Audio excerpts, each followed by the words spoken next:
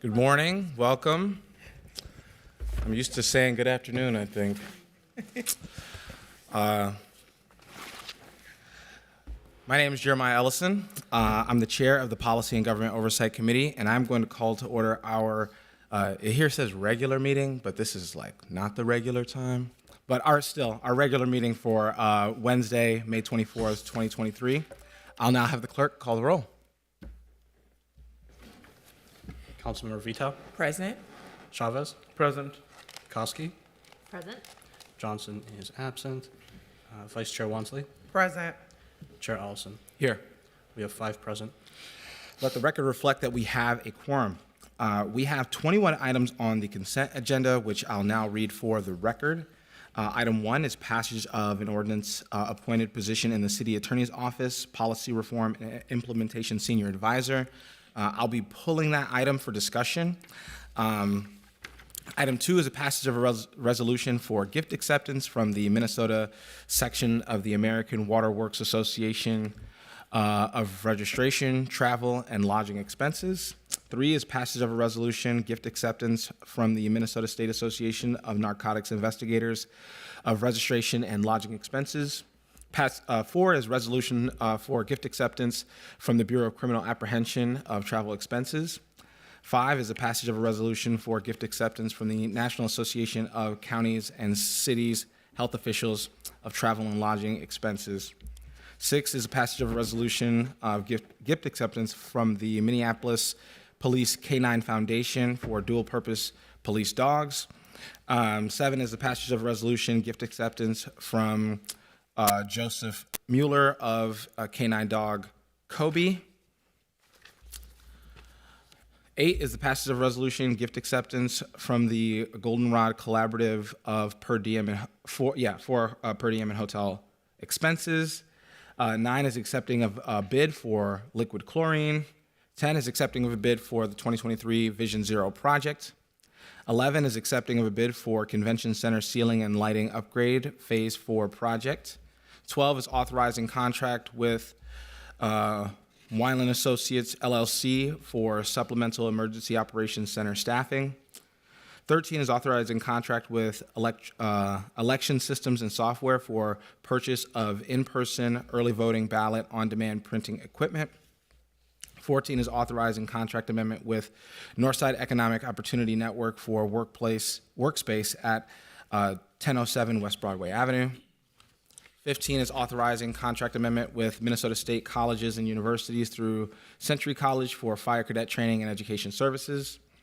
16 is authorizing contract amendment with Lynch Wrecker Services, Inc. for public towing services. 17 is authorizing contract amendments for the Language Services Pool for interpreting and translation services. 18 is contract amendment with Axon Enterprise, Inc. for body-worn cameras and licensing for the police department. 19 is authorizing a contract amendment with CenturyLink Communications, LLC for telecommunications services. 20 is authorizing contract amendment with Good Works Consulting, LLC for continued delivery of the Metamorphosis Senior Leadership Development Program. And 21 is passage of a resolution approving the 2023 Local Board of Appeal and Equalization assessed valuations and receiving and filing the 2023 report. Is there any further discussion on the consent agenda? It's always a long one. Seeing no further discussion, I will move items 2 through 21 and move item 1 to discussion. And I will, all those in favor say aye. Aye. All those opposed say nay. And the consent agenda is approved. And so next is a standard receive and file of staff purchasing letters and joint purchases report. This is a quarterly report prepared by the Finance Department, and while there is no presentation, staff is available for any questions my colleagues might have. Is there any discussion on this item? All right, seeing no discussion, I'll ask the clerk to file that report.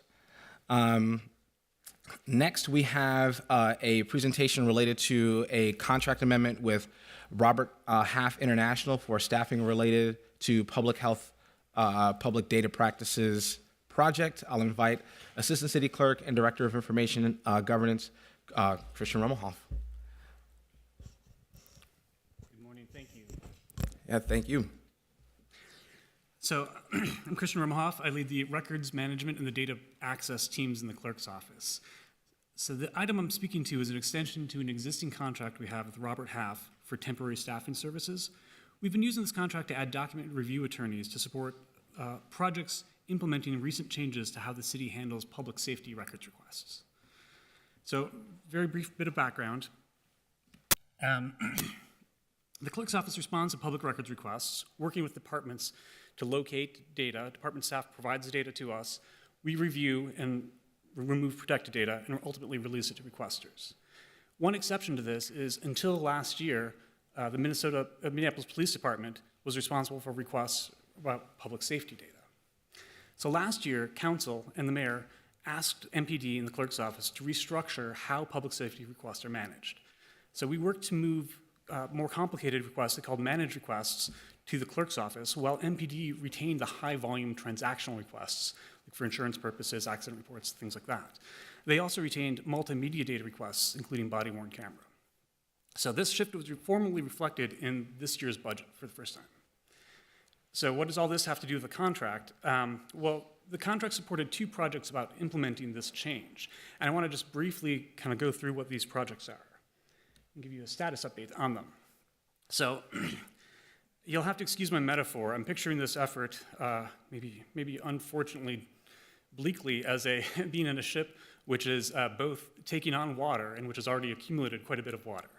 And it's not as dark as it sounds, but really we're thinking about the backlog project, which is identifying and targeting more than 4,000 of the oldest public safety requests and prioritizing them to resolve them. We're thinking of that as the water that's already in the boat, so we need to bail it out. The steady state project, here we're thinking about the water coming into the boat.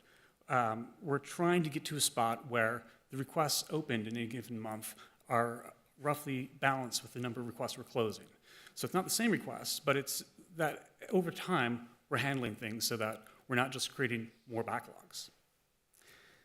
So I want to give you just a very brief example of where these projects are at.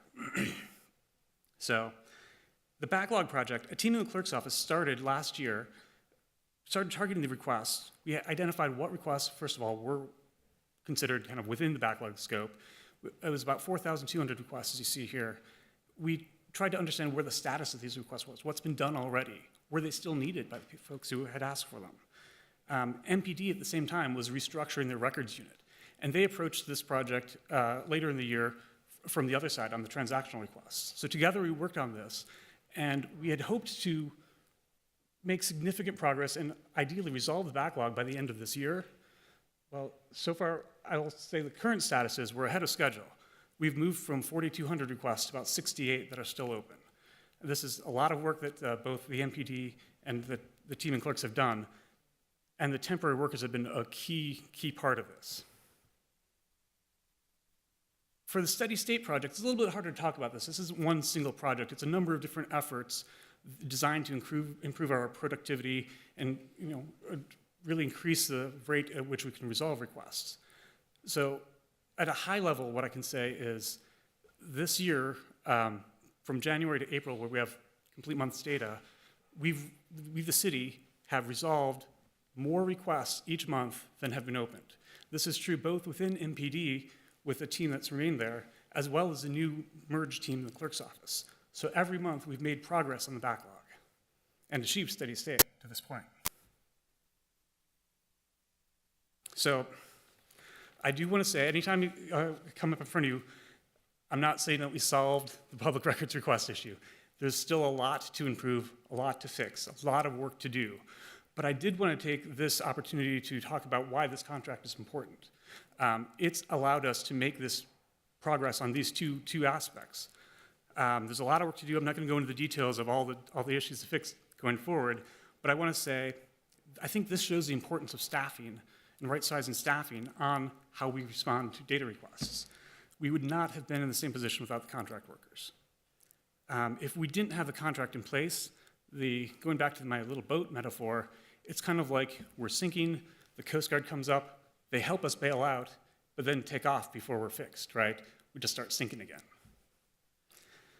So again with the boat, we look to the future, the boat's fixed. There's no water in it, but the seas are choppy. So we see a number of challenges, one of which is every year the number of requests increase.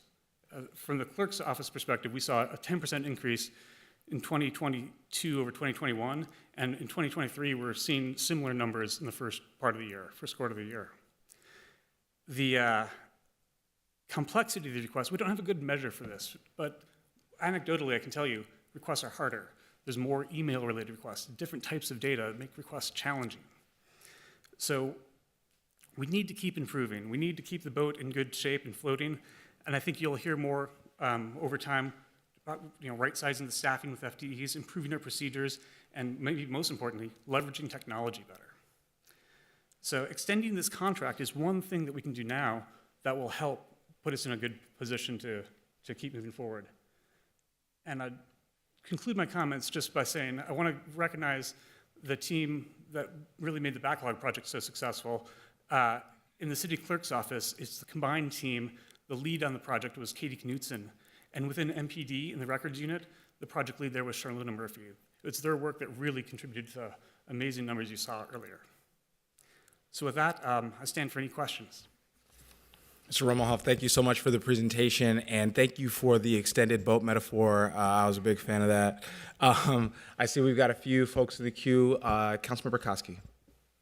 Oh, thank you, Mr. Chair. I just had a quick question to clarify that this contract, is it managed then by the clerk's office or MPD, or can you help? Because I understand that there are potentially two departments working on this, or is this solely the clerk's work? Chair Elson, Councilmember, thanks for the question. This contract, so we approach this project through different ways. Within NPD, they did some restructuring within the records unit. They weren't leveraging contract workers. They restructured some existing resources they had. Within the clerk's office, the team that moved, we didn't have enough folks to both handle the existing requests we handled, plus the new requests that were coming over. So we didn't know the right number of staff, so we approached it by throwing kind of contract workers at it, so we could gather data at the same time as we're closing the requests and figure out what the proper number of staffing to maintain a steady state would be. So this contract that we're talking about just reflects the team in the clerk's office. Great, thank you. That's helpful. Councilmember Wansley.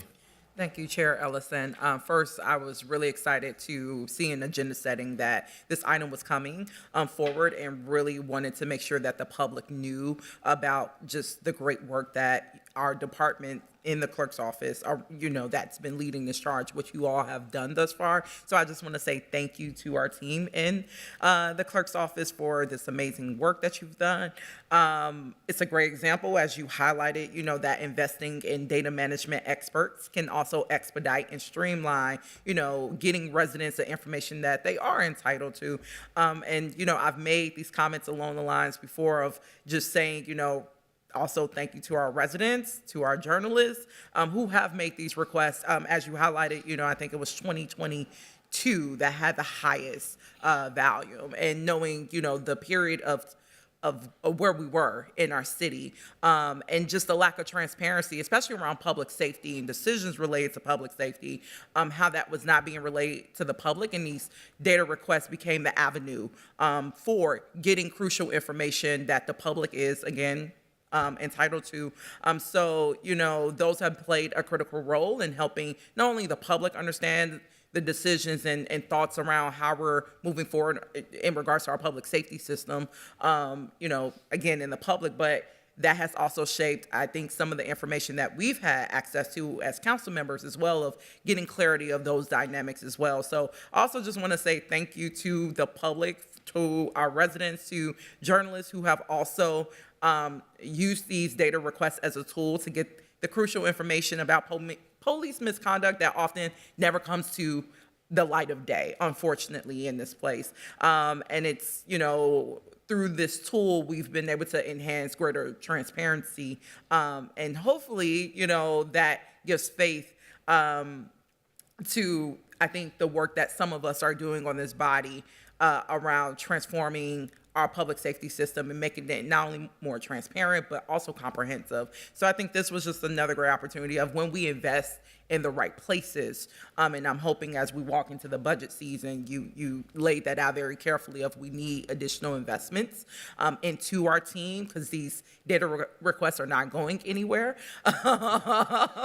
anytime soon. So, it's really good to know that as we're walking into budget season and where we need to be prioritizing our resources, especially in addressing transparency around data practices related to policing, especially policing misconduct. So thank you so much for this presentation. And again, to the clerks for all the great work you've done around this. And I just was going to say, again, thank you for the presentation. And, we've got a statutory requirement to give people this information. And I know that we were really challenged as a city to deliver this information for a long time. And so just want to commend the work that it took to get us here. This is an item that we could have easily just sort of stuck on consent and then, approved without any discussion. But I felt like it was significant to see the backlog I hesitate to say disappear, but to see it essentially disappear in a lot of meaningful ways because of the work that you all have put in. And so I'm happy to support this. Happy to Vice Chair Wansley for highlighting this and asking us to making sure that we got a presentation on this. And we look forward to seeing the work continue. So that's all. Thank you. Yeah, thank you. Seeing no further discussion, I will move approval of this item. All those in favor say aye. Aye. All those opposed say nay. And that motion carries. I want to, before we continue with the rest of the agenda, pull up item number 1. And I know that City Attorney Kristen Anderson is here to give a brief presentation on this new position, roles and responsibilities, all the above. So thank you, City Attorney.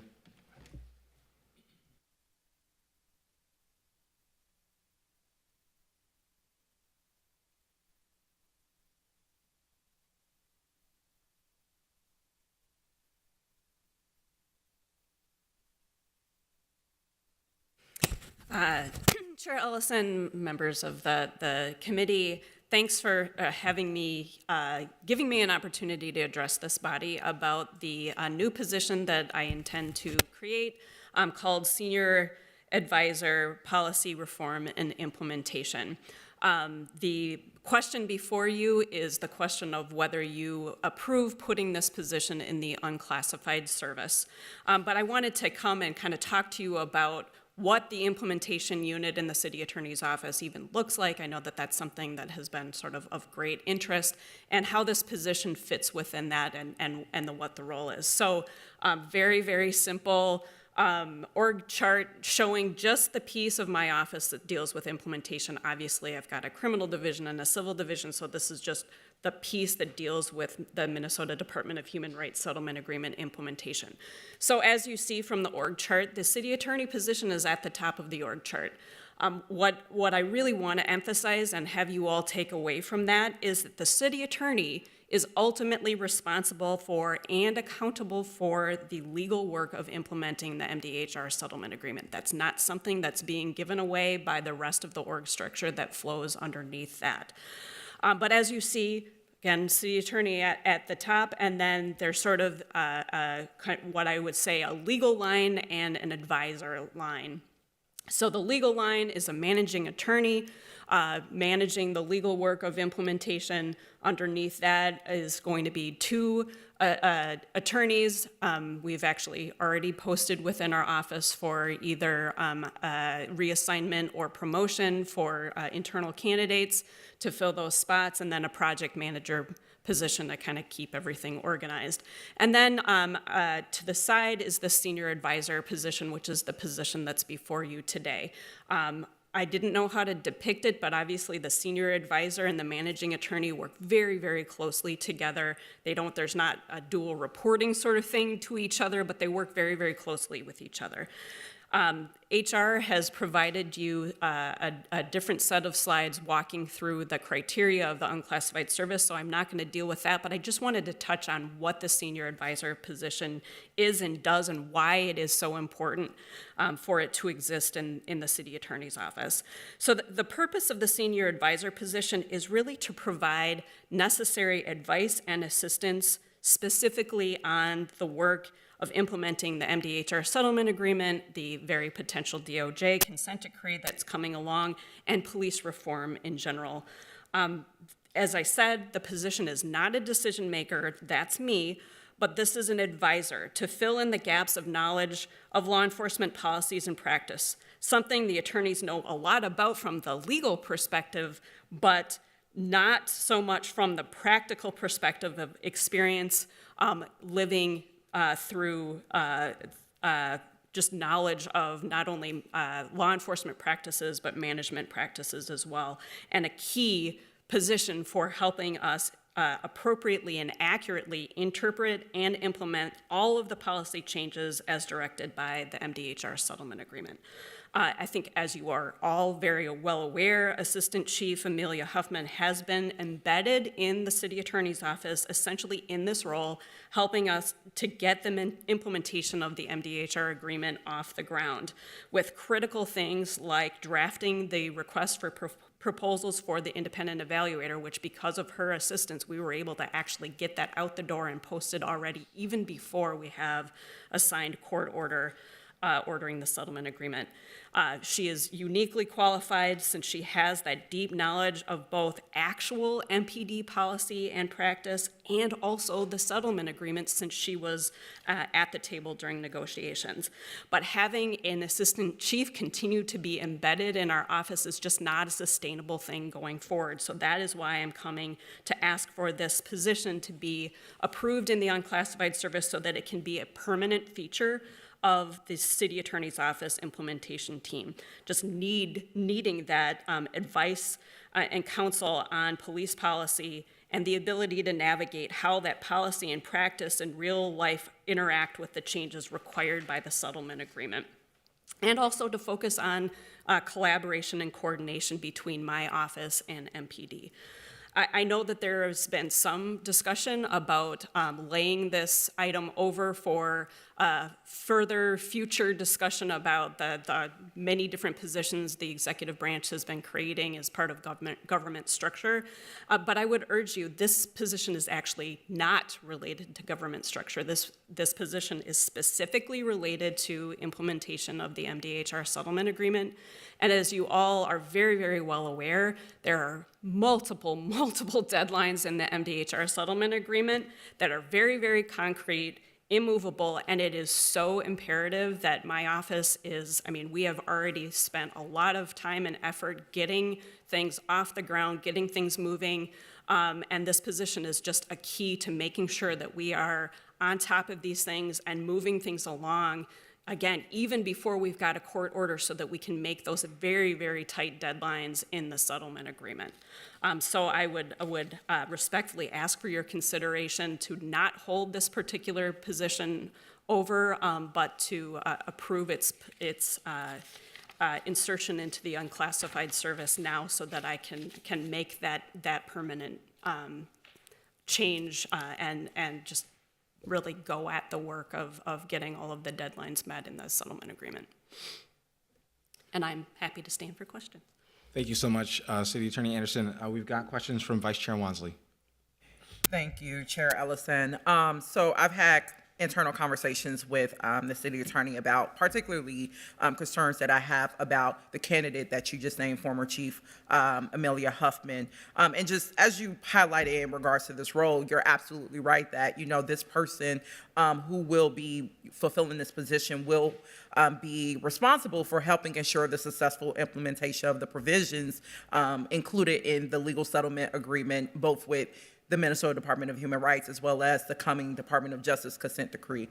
That is an enormously important role, and residents across the city and people across the world are looking to Minneapolis to see if we are able to actually make good on our promise to really and meaningfully change policing and public safety in our city. But I will highlight, if we appoint someone in this position who has a history of being complicit in the patterns and practices of racism, misogyny, and violence within MPD, then we will be signaling that we do not take the settlement agreement seriously. And quite simply, considering a candidate who has been connected to some of the patterns and practices that were noted in that MDHR findings report, that alone should be disqualifying. I want to recognize, our current city attorney was not here when the MDHR report was released last year. That being said, I also want to share that, there was significant broken trust between the city and our residents when the mayor and former city attorney made harmful comments in the media questioning the culpability of the cities in that findings report. And while many of us, council members, were out in our ward saying we are going to leave forward with the charge of doing that reparative justice work that is going to be needed, the executive side seemed very intent on reaffirming the patterns that seemed more so intent on deflecting from what was actually listed in that findings report. And it didn't demonstrate that, again, we were taking this process serious, and that trust, once again, that's on thin ice already, was just cracked further. And since then, I will highlight, since you've come into this position, I've been relieved to see a different tone and happy that, we were able to get into this legal settlement, to have both sides finally, move that work forward. But I also don't want us moving backwards. And I think that's a shared goal for everyone. So that is exactly why I'm very disappointed to see that we're already considering a candidate for this role, and also not considering questions of, is it really necessary to have a non-attorney in this role? And why aren't we using our tools to do a nationwide search like we're doing with so many other crucial positions that could actually bring us that high qualified and experienced candidate that does not have the harmful and historic baggage of, for instance, in press conferences, releasing photos that mischaracterize victims like Amir Locke, or criminalize victims of police misconduct like Amir Locke. There's a lot of baggage that's coming forward with this candidate.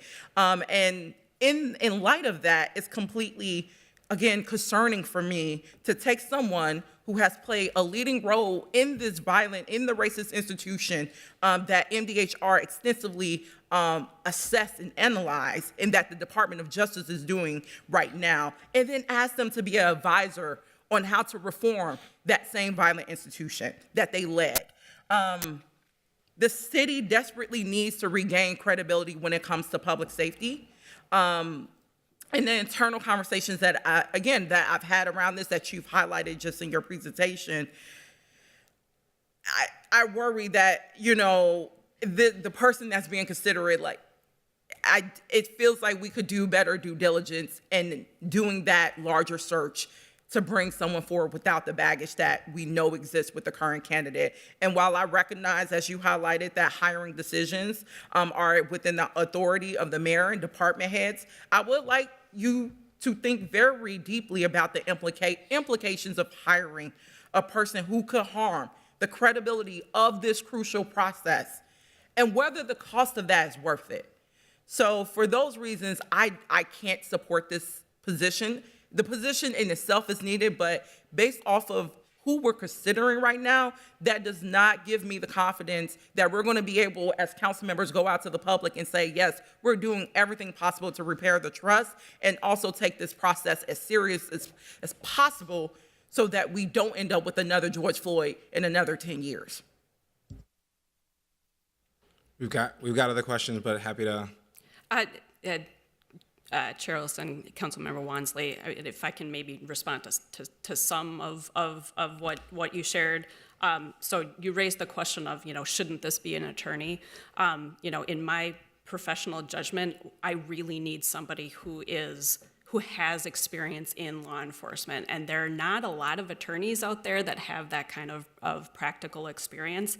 And one of the reasons why, just to be clear and respectfully stated, this position is not subject to council confirmation. So, as you stated, Councilmember Wansley, this is, the identity of the candidate. I want to be transparent with you and with the public of who I'm considering as a candidate, but it's not actually a, council approval sort of thing. But, my experience with Assistant Chief Huffman is that she is extraordinarily knowledgeable about MPD policy and practice, and very, very uniquely was at the table with the settlement agreement. So, this position is really, the settlement agreement is the guide for everything that we do. I mean, not even a guide, it's an enforceable document for everything that we do. Assistant Chief Huffman is extremely knowledgeable about what is in that settlement agreement, what's required in that settlement agreement, and kind of how that marries with existing MPD policies and practices. So could I do a nationwide search? Yes, but then I would not have somebody who actually understands and knows MPD policies, because that's really what's at issue here is MPD-specific policies and practices. And then we've got this really, I'm so proud of the settlement agreement, I have to say. It is a document that really puts us on a pace, and to be able to marry those requirements and the knowledge of MPD's existing policies and practices, and frankly, the MPD staff members, so that we can really work in harmony together between the city attorney's office and MPD, coming together jointly to do this really important and time-sensitive work is just, really what my eyes are on. And again, what I want to emphasize, back to this org chart with the city attorney at the top box, I or whoever succeeds me as we're going through this many-year journey under the settlement agreement is ultimately accountable for the progress under the settlement agreement from the legal perspective. So whoever occupies the senior advisor position or the managing attorney or anybody else, it's the city attorney that's ultimately the one who's accountable. I do know we have a quick follow-up from Vice Chair Wansley. Yeah. Tomorrow is May 25th, and it's the 3rd anniversary of MPD officers murdering George Floyd in front of the world. And in light of that, I do just want to strongly encourage you to consider the implications of your hiring decision. And I say that in the light of, you mentioned the expertise. I think of my constituents who watch former Chief Huffman lead a police contract that did not come forward with any meaningful revisions in light of it being the first contract passed after George Floyd's murder by police department. I think of Amir Locke, who was shot and killed by an MPD officer, still likely on the force today. And I think about Chief Huffman and Mayor Fry coming forward in a press conference after sharing Amir Locke's gun with the Star Tribune day prior, attempting to criminalize a young man who was shot and killed while he was sleeping. And in that press conference, when community members asked our former chief, why would you do that? Her and Mayor Fry ran off into the back to deflect that question. I think of the articles that talks about Chief Huffman's decisions to promote into leadership, field training leadership, the things that's listed in the MDHR report. Folks who had extensive complaint records decided to do that. The very thing that's named in our MDHR finding to not promote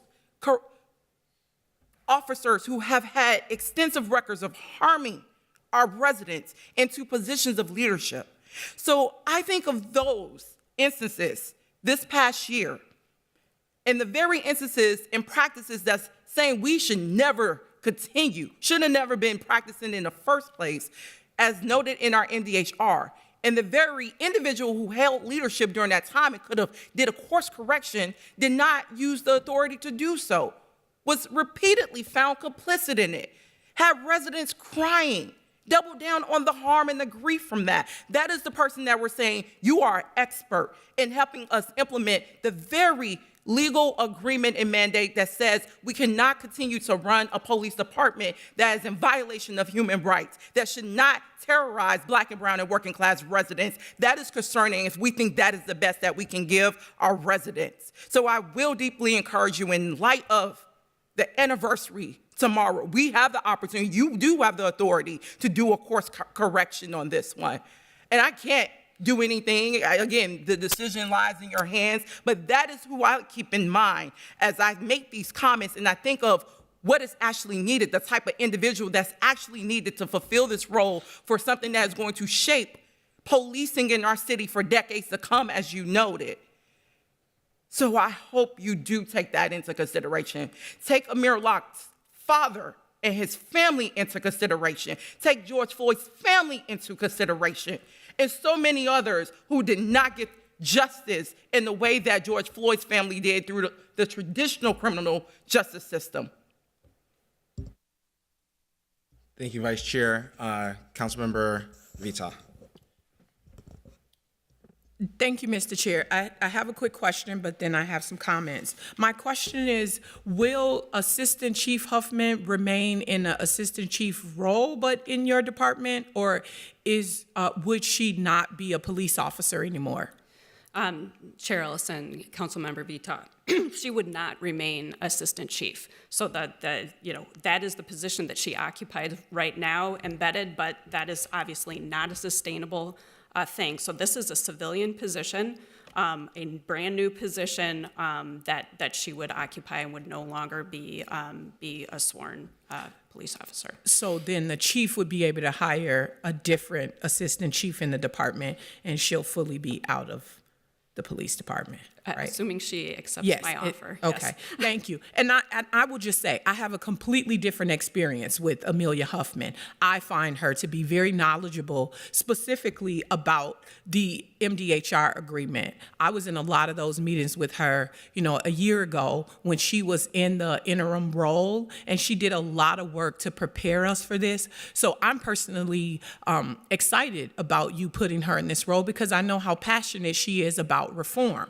We all make mistakes. We all do things that people don't agree with, but I don't want people to judge me based on who my colleagues are. So I give her that grace, and I think you've made a wonderful selection. She's brilliant. She knows her stuff. She knows that department. We've had 2 new people that we've brought into Minneapolis who are not familiar with MPD in major leadership roles. Both are men.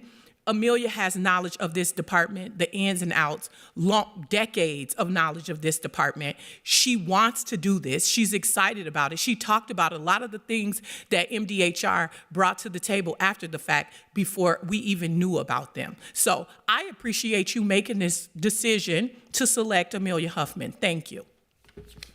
All right, we've got a few more comments, and then I've got a few sort of technical questions, not related to the candidate for the position. But Councilmember Chavez. Chair Ellison, I just want to make some public comments that I just can't support this position. I think that there have been many mistakes that had led to multiple killings by our own police department to many of our own constituents and many of our residents. Mistakes do happen, but when these mistakes lead to the killing of Black, brown, and Native people in our city, that is unacceptable.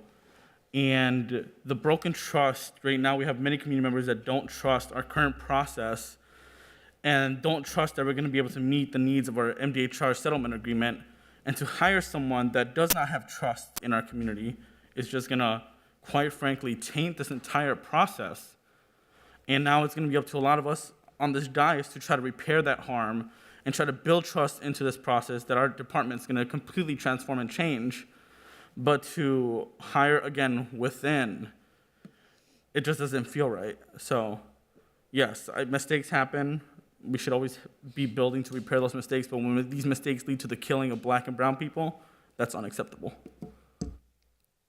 Thank you, Councilmember Chavez.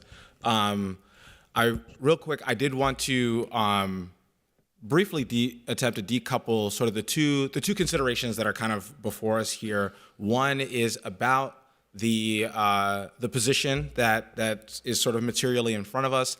The other is about the candidate that I appreciate you very transparently naming is who you have in mind for the position. Both are important. Both are related. I think, near inextricably, but we are taking up them separate. We are taking them up separately. And so I think that right now, the concerns about the candidate are completely valid. I hear my colleagues who feel very strongly that that's not the right candidate. I think that I hear my colleagues, and I've certainly heard on both sides from my own community about people who absolutely would not want to see, Amelia Huffman rise in leadership, and there are folks who have had great experiences with her, as Councilmember Vita has illustrated here. I think the thing that I want to focus on right now is the positions and the way that positions have moved through the committee. We do have this presentation pending. There's a plan for us to have a presentation on staffing. I think that there's been a lot of changes with government structure, related to government structure, with how positions have been reclassified, with how positions have come forward, with sort of uncertainty around the sources of those positions, or maybe there being sources once they come before us, but those sources weren't laid out during the budget process. And so we're trying to gain clarity of that, and it's not to obstruct or slow work down, but I do think that it's important that the council really understand the decisions that are before us when it comes to making these decisions around personnel. It's really important to me that the committee remain consistent. I know that we have a position that is pending that specific presentation. I feel strongly that I don't want to pick favorites. I don't want to sort of put the committee in a weird position where we're moving positions that we feel like we understand, and we're not moving positions that we are skeptical of. I want us to be able to take action when it's time to take action, and I think that if we're going to be sort of developing a queue of positions, then we should develop that queue. I did have a question about source. You might have gone over it, but you're creating a new position, and I was just curious about the source of that. I'm sure it's in the RCA, but I don't have it off the top of my head. The new position that yeah. Chair Ellison, I'm sorry, source of? Where's the money coming from for this funding, new position? funding, Yes, funding yes. source. Thank you. Chair Ellison, so source of funding, my understanding, and I might have to correct the record after this because of my understanding of all the moving parts with the budget is a little sketchy. But either the funding for this position for 2023 is either coming out of my existing budget because of salary savings and other things, or if that is not the case, then the $2 million set aside for the MDHR work. And I'm sorry that I don't recall that's okay. which of those pots it's coming from. But it's one or the other. Got it. For 2023, and I know that we'll be making a budget ask for 2024 for like all of the implementation positions. Got it. And if you don't mind, Chair Ellison, if I can maybe respond to your comment about kind of treating, not playing favorites. Sure. And I know we all think we're special, so I realize that. But For sure. I do think that this position is not similarly situated to the other positions that are at issue. This is not related to government structure. This position is 100% related to implementation of the MDHR settlement agreement, which I think is a very big distinction between this position and the other positions. And my fear, I don't know how long it's going to take to get all of the information and how long the delay is, and I'm just not in a position to delay the work on the MDHR agreement. Again, I know that our agreement, it does not have the court signed off on it yet, so the clock is not officially ticking, but all of the deadlines in the settlement agreement are so tight that we really have to capitalize on the extra time sort of that we've been given to get a jump on all of these things. And it isn't fair or sustainable for me to be taking up an assistant chief position. So I know that it's putting MPD in kind of a hardship situation, and I just fear that additional delay is it's just not so simple and straightforward as, hey, let's just wait. And I do think that this is a distinct position from the other ones that are being laid over. I do appreciate the perspective on that. I did have a few questions. You had mentioned, and correct me if I'm wrong, but the assistant chief is currently embedded at the moment, and I'm assuming that at some level this work is happening under that arrangement at the moment. How long has the assistant chief? I kind of remember when that happened, but do you know how long the assistant chief has been embedded in your office? Okay, Chair Ellison. So the settlement agreement was entered into at the end of March, correct? Okay. So I believe that Assistant Chief Huffman has been embedded since around that time. Okay. So again, I mean, it's been kind of a long time. Yep. I want to make sure that I support Chief O'Hara being able to move forward with his structure, so. Yeah, absolutely. And I know you mentioned that this work would get delayed, but I was, I guess there's nobody from the police, the chief's not here to sort of speak to his timing needs. It does sort of, I also want to just sort of voice, not frustration with you, but the process in which this position has been held in this manner, in this arrangement for possibly up to 8 weeks. And, now we're being told 2 more weeks is, we're under the gun, we can't do it, there's no way. And so that I'm a little bit sensitive to that dynamic as well. I don't want it to feel like other folks get to take their time, but then the council's under pressure to sort of deliver on everyone else's timeline. So that's just something that I'm sort of keeping in the back of my mind.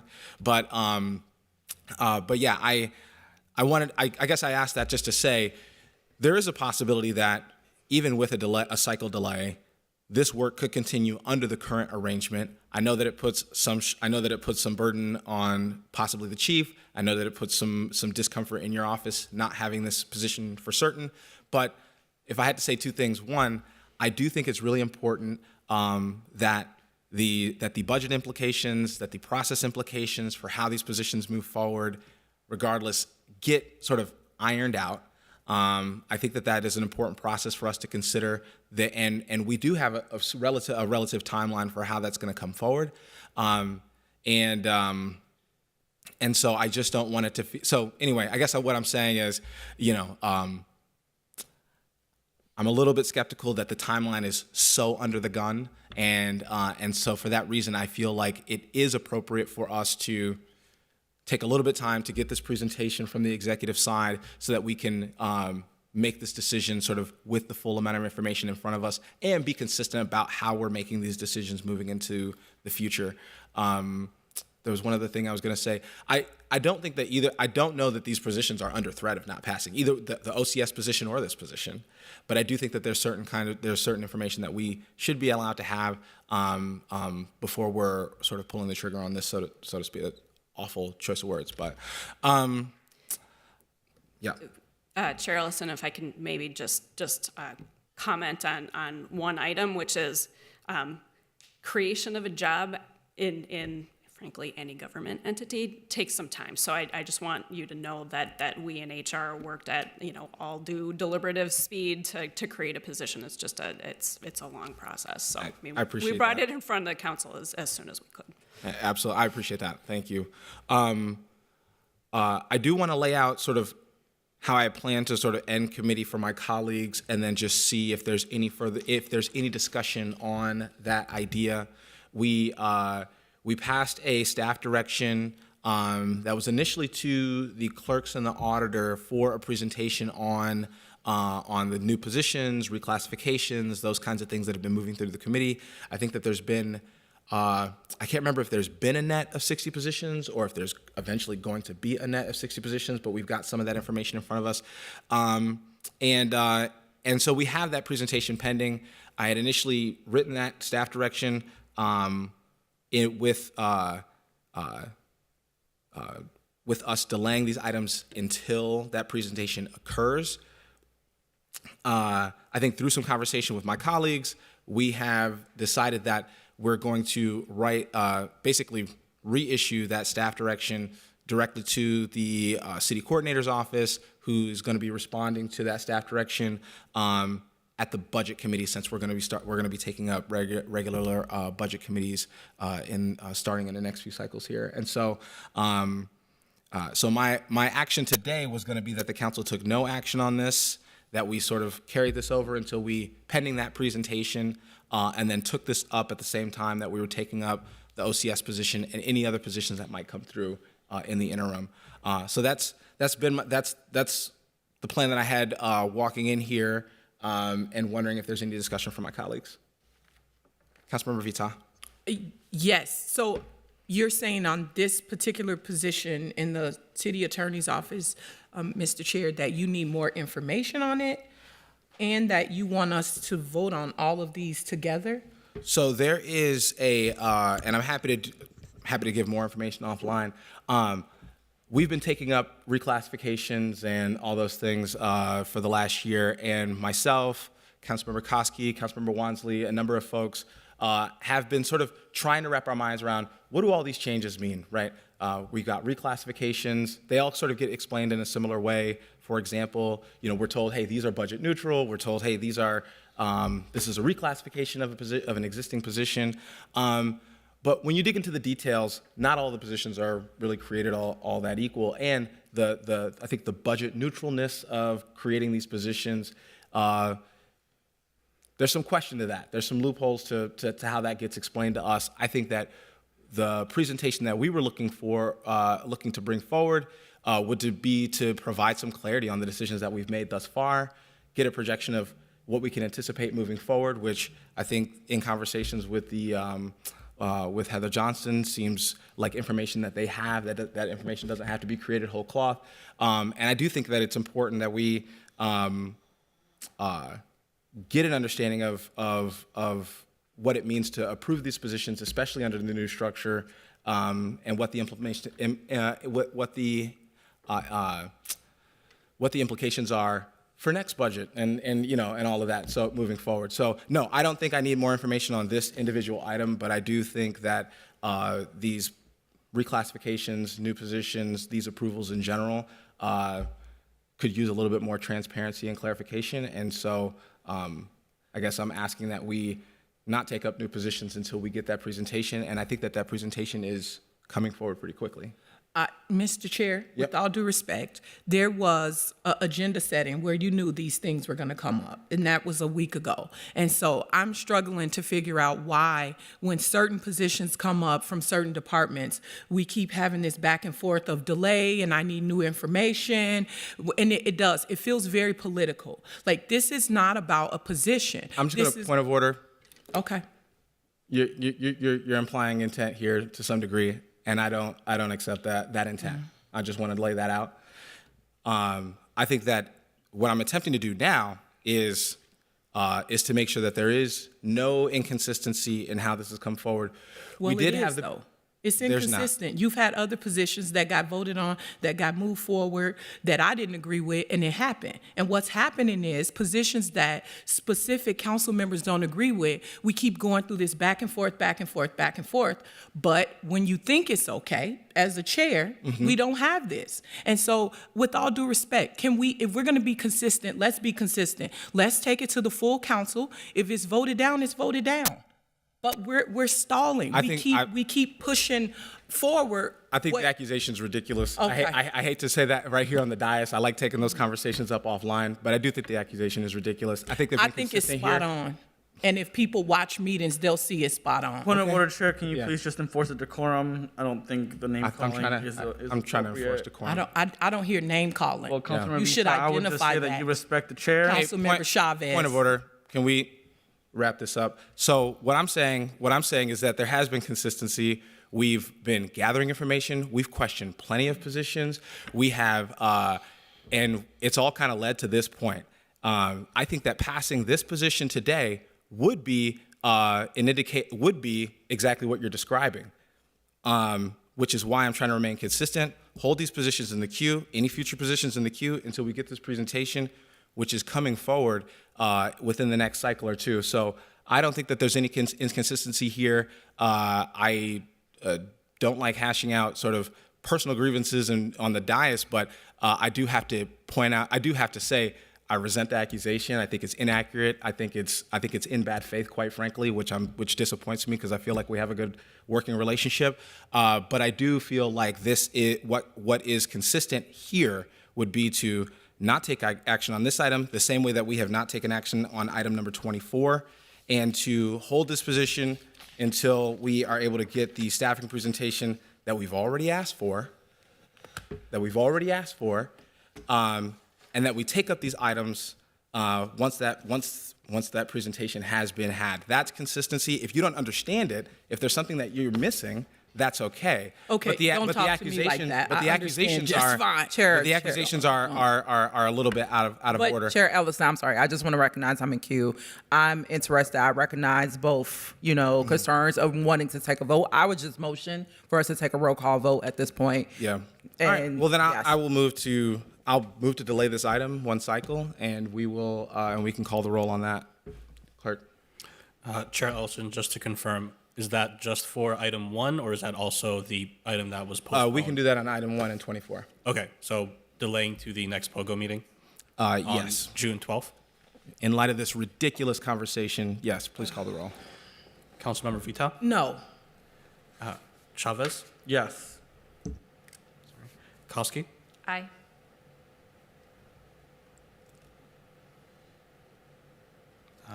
Johnson is absent.